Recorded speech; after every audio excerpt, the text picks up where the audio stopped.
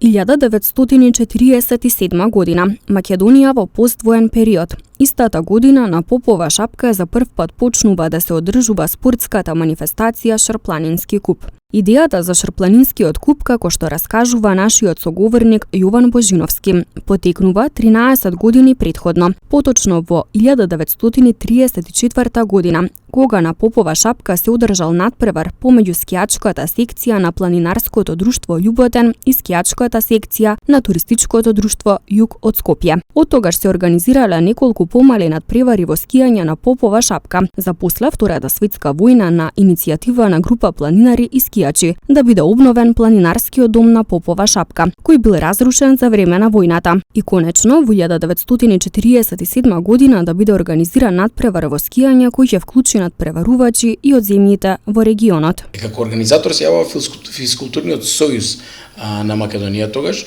со локална поддршка на физкултурното друштво Љуботен, посебно на планинарско-скијачката секција која што била, значи тетовските скијачи и планинари се оние кои што го иницираат тоа, а најголемата заслуга доаѓа на тогашниот технички директор на Шарпланинскиот куп, тоа е Гого Попов стариот, кој што низ годините го во овие првите 10 години го има тој таа чест да, односно и улога да биде технички организатор на овие купови.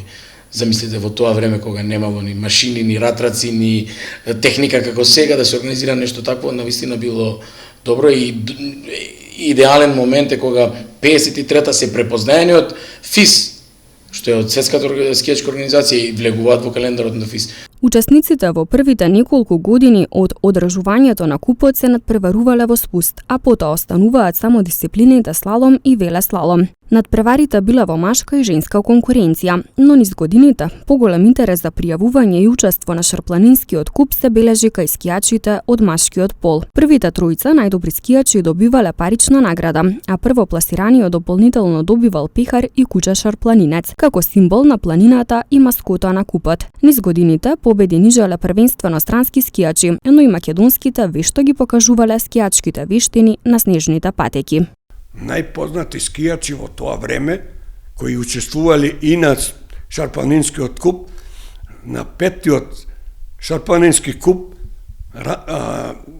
Рамадан Насип од село Лисец, ги изненадил сите надпреварувачи од ФИС Б и од ФИС А, од тие најразвиени скијачки земји, као што е Австрија, Франција, Германија, го завзел високото 4-то место, што биле поим за нас, за Македонија.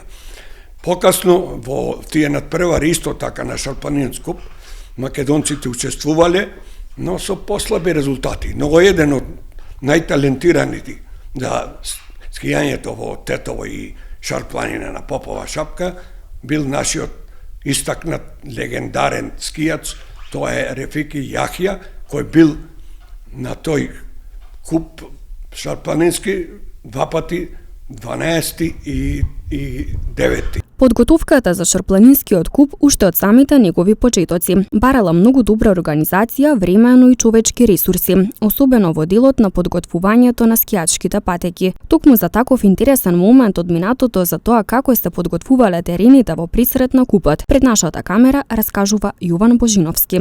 Низ годините патеката не ја правил Ратрак од 47 навамо.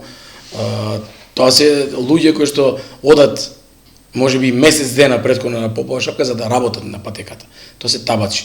Тоа се луѓе генерацијски, различни генерации, луѓе кои што најчесто се скијачи, кои што го сакаат скијањето, кои што се членови на клубови, не само од Тетово, туку кажав, тука се влезени луѓето од Лисец, од Шипковица, од Гајре, луѓето кои што доаѓале од Скопје, од Крушево, од Битола, сите оние кои што биле скијачи и кои што го сакале скијањето. Шарпланинскиот куп низ годините стана бренд и препознатлив белег на Попова шапка. Шарпланинскиот куп и Попова шапка воопшто се бренд и тоа голем за планински и посебно за скијањето.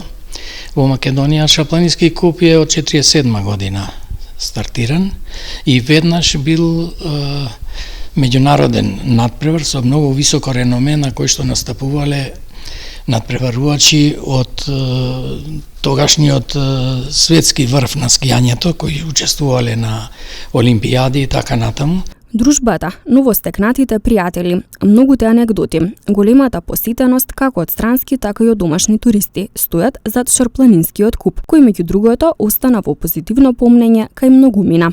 Значи, порано кога се организираа тие Шарпланински купови, тоа беше празник на скијањето на Попова шапка.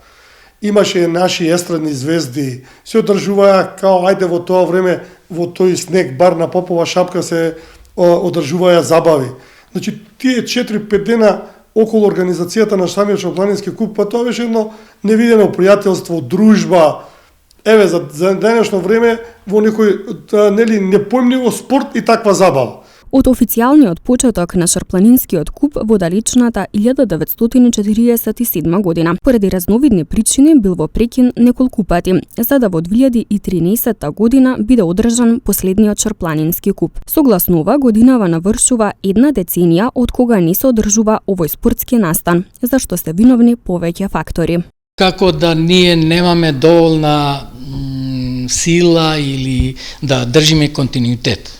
И кога тоа се споредуваме со вакви меѓународни познати настани, скијачки надпревари, посебно за алпското скијање, зборувам како Кисвил, например, светскиот куп, или во Кранска гора светскиот куп, или ова Златната лисица во Марибор, или сега во поново време Снежната кралица во Загреб, таму нема прекиди. Во изминативе 10 години од кога не се одржува Шарпланинскиот куп, немало посериозни иницијативи за возобновување. Придобивките од неговото повторно враќање во живот можат да бидат огромни, почнувајќи од пораст на туризмот, поефективна афирмација на Попова шапка и на Македонија во странските земји, поттик за младите да го развиваат и негуваат спортскиот и надпреварувачкиот дух. И додека државата нема слух за повторна обнова на купот, остануваат спомените да говорат за златната доба на скијањето во Македонија.